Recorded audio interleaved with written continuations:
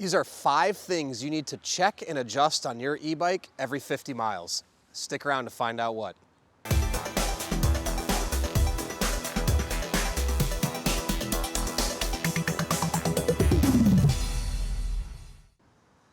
Hey everyone, I'm Dustin. I have nearly 20 years experience in the bike and e-bike industry. Today I'm going to show you 5 things you need to check and adjust on an e-bike every 50 miles. But before I get into it, hit the subscribe button below, stay in touch with us here at 630, be the first to know about all the new content we're putting out, giveaways we're doing, and of course, new product releases. All right, so you've got an e-bike or you're thinking about getting an e-bike and you want to make sure you keep it up and maintained and you're riding as safe as possible every time you get out there. Well, on e-bikes, it's important to check certain elements before at least every 50 miles, if not before every ride. Unlike regular bikes, recreational regular bike riders aren't logging nearly the amount of miles people are riding on e-bikes. I see a lot of recreational e-bike riders now doing 50 to 100 to 150 to 200 miles a week. Now, there's a lot of recreational non-e-bike riders that do those kind of miles, but a lot of recreational riders that maybe didn't even ride regular bikes before are now logging serious miles on e-bikes, and a lot of people are not aware of what needs to really be maintained and checked on an e-bike and what can actually wear down or loosen, and these things need to be checked as you ride. Okay. I've had the 630 Simple Step Through e-bike here. You can find this on our website, 630.com, linked in the description below. Let me run through the 5 things I would check at least every 50 miles, if not every ride. Let's start number 1 with the pedals. Now, the pedals actually are a reverse thread on the left pedal, meaning both pedals tighten forward. So the left pedal is actually a reverse thread. It's going to tighten when you turn it forward. I've seen pedals fall off before. I've seen pedals come loose. Now, the reason they are reverse thread is so they both do tighten as they moved forward. So in essence, they're sort of self-tightening as you move the bike forward, or they're never loosening, but it can happen. So it could be as simple as just taking your fingers and checking it. If you can't tighten it with your 2 fingers, more than likely it's in there well enough. But I would say every 50 miles for peace of mind, just take your wrench down here, give it a couple turns. If you had a bike shop do the assembly for you and you didn't do the assembly, it's pretty basic. If you just have a wrench at home, ours is a 15-inch on these. There's also other sizes of wrench. You can use an adjustable wrench. Just slide it in there again. Give it a couple pushes. If it doesn't move, you're good to go. Check both pedals. Now, moving on to one of the more important bolts is the front axle bolt. Now, if you have a quick release front wheel, that's something you really want to make sure if you take that wheel on and off, that front wheel is absolutely tight and that quick release is tight. So I would suggest checking that every ride, to be honest with you, to just make sure that wheel is on there nice and secure. If you have an axle bolt up here, the likelihood of it ever coming undone is pretty rare. But again, this is a 15-inch. Put that on there, just give it a couple pushes, make sure it's tight.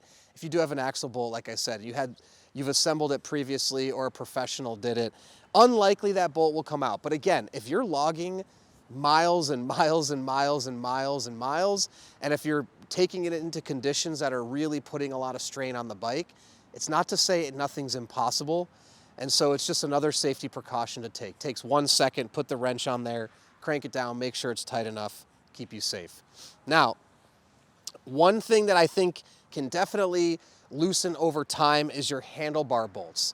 Now, it depends on the type of stem that you have. There can be fixed piece stems, so in that case, you won't be able to adjust the height. But most of them will have some level or way to adjust the handlebar tilt. And typically, there's going to be either 1 bolt underneath here, or sometimes you have 2 up here, 2 up here, or sometimes 4 here, 4 here, different combinations. But these 2 bolts up here on this one, you absolutely want to check these every 50 miles or so. Just throw your Allen key in here, give it a couple tightens, make sure your handlebars don't wiggle. Go like this, just make sure they're nice and tight.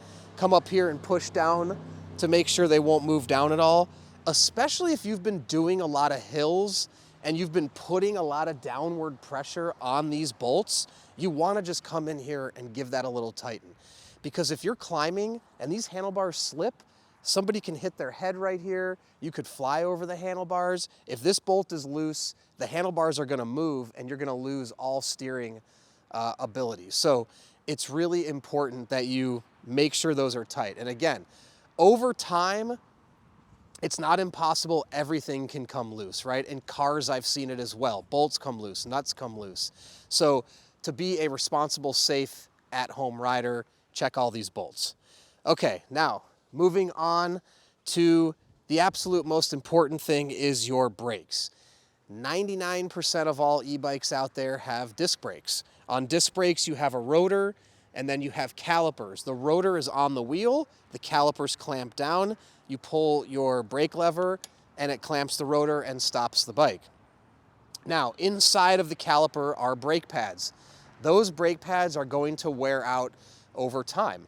And the more you ride, the bigger hills you go down, the more you're working these brakes, the faster those brake pads are going to wear down. So brake pads can be replaced, bought on Amazon for very inexpensive, less than $10. You can get packs of 5 or 10, if not more. So you can just look inside here and see if your brake pads are still ample, how close they are to the rotor. Also, you can adjust the brakes, and we have other videos about adjusting the brakes to make sure that those pads are staying close to the rotor so you get a quick reaction time when you pull the lever up here. And you can see on my brake lever right here, I pull it, it goes about halfway. That's a pretty good adjustment. If you're pulling it, it takes this caliper all the way to almost touching the grip. Well, it's time that you either adjust the brakes or you need new brake pads, because you want to pull and get a good response out of this, especially if you're traveling at high speeds or down hills. And you can also just get a sense, like here, I pull, that's the rear brake, but I pull the front brake. You want to make sure, you know, it stops and the wheel doesn't move. These brakes are still good. So again, just important to check, make sure the brake pad is there, especially if you're going out into a 20, 30, 40 mile ride. You want to make sure you have your brakes. Okay, now finally, last thing you want to check is tire pressure. Tires are just going to naturally lose air over time as the bike sits and go unused. So you could do a little hand check, and if it feels good to you, you can live with that. Or you can also pick up these electronic battery-powered pumps these days that are really inexpensive, and you can hook it right up and you can see your tire pressure. Most tire pressures are going to be, or the recommended pressure, the PSI, is going to be on the side of the tire. And you can just, put the pump up, check the pressure, and pump it up to the ideal one. The less pressure you have in your tires, the less efficient your e-bike is going to be. Also, obviously, if you get out and you're running, very low pressure, your bike's not going to steer as well. It's not going to go over bumps as well. It creates actually a big danger because the overall performance of the bike is going to go down. Now, some people like a softer tire versus a harder tire. That's totally fine, but there's a threshold where if your pressure gets below the recommended range, now you're talking about, riding on unsafe tires, which is just not a good idea.